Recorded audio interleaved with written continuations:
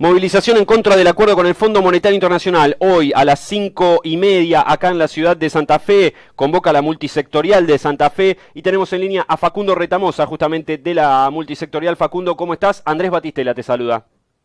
¿Qué tal, Andrés? Buen mediodía, gracias por la entrevista y por difundir la información. No, por favor, gracias por atendernos y bueno, contanos un poco cómo se fue armando esta movida y qué van a estar haciendo esta tarde. Mira, en principio tiene que ver con actividades que se están realizando a nivel nacional, a nivel provincial. Mañana esta movilización multisectorial se realiza en Rosario y tiene que ver, digamos, centralmente con rechazar un acuerdo que va a ir a la Cámara de Diputados y a la Cámara de Senadores, al Congreso, a ser legitimado, que convalida en principio la estafa que fue el acuerdo que firmó el gobierno de Macri con el Fondo Monetario Internacional. Ujú. Un acuerdo que violó el artículo sexto de la Carta Constitutiva del Fondo Monetario, que plantea que ninguno de los fondos que emite el FMI, los países que conforman el FMI, pueden ir a parar a la fuga de capitales, y que incluso si eso se diera, el FMI tiene la responsabilidad política y económica de cortar esa fuga, dejando de prestarle al país o dejando de girarle divisas al país, digamos, evitando esta situación.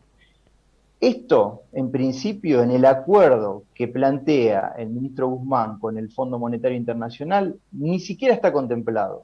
O sea, Ujú. nosotros avalamos, de hecho, esta situación.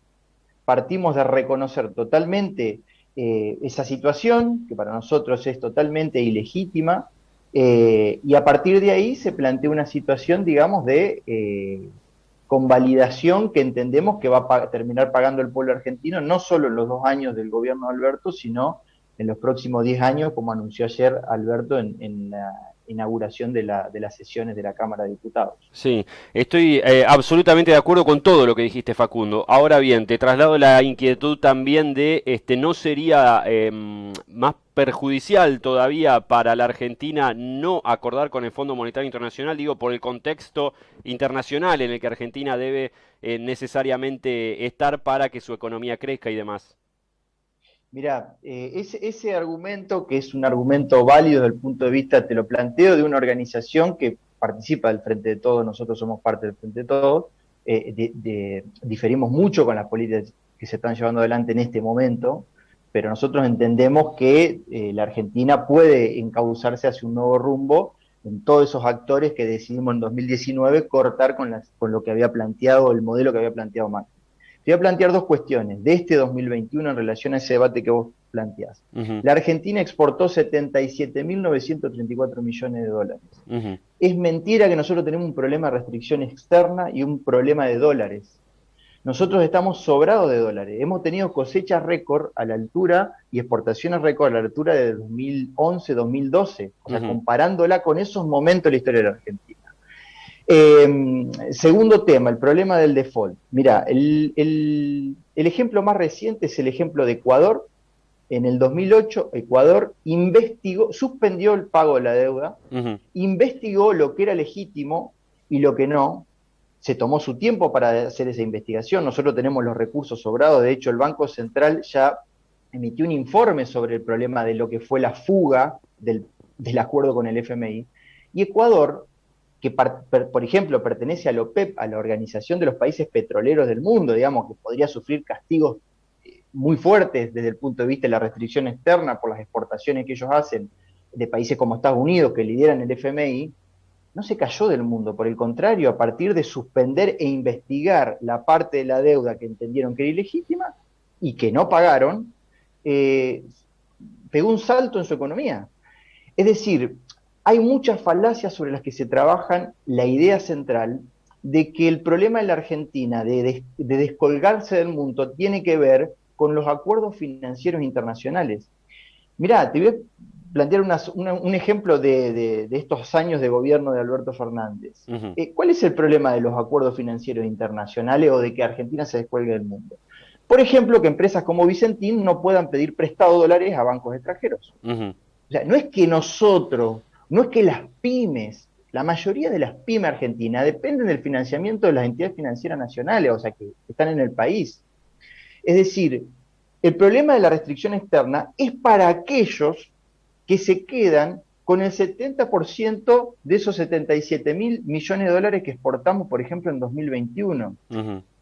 Quiero decir con esto, el problema de la Argentina es que no toma posesión de los derechos históricos que tiene sobre el comercio exterior, por ejemplo, cosa que Estados Unidos sí hace y cosa que los países capitalistas desarrollados sí hacen. Jamás le dejarían a empresas multinacionales extranjeras quedarse con los dólares que ingresan al país, porque Ujú. si esas empresas mueven los dólares, te mueven la economía, te disparan el dólar, la devaluación.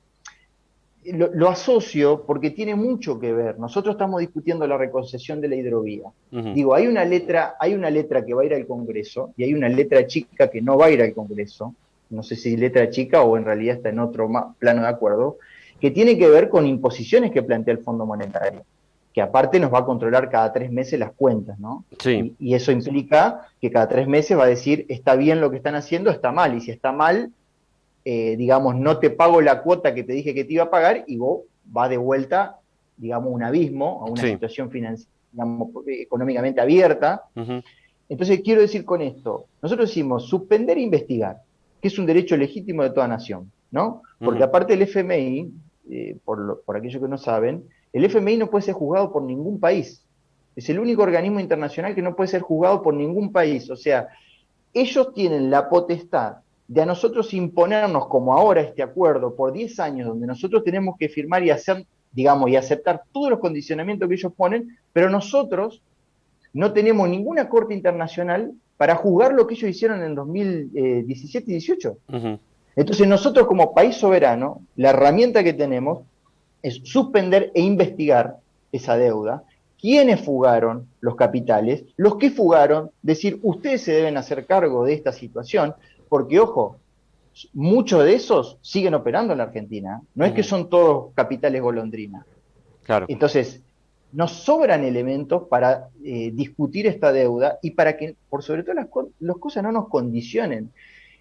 Ayer el gobierno, el Alberto plantea que no va a haber ajuste. Sí. En realidad ya está habiendo ajuste. O sea, el informe de hace un mes de la Comisión Interna del INDEC plantea que una familia necesita 130.000 pesos para cubrir toda la canasta, no la de pobreza que está en 80.000, Ujú. para cubrir toda la canasta. Los salarios promedio en nuestra provincia están 65.000 pesos. Sí. Y no estamos hablando de un alquiler que te puede costar entre 25, 30 y más. Ujú.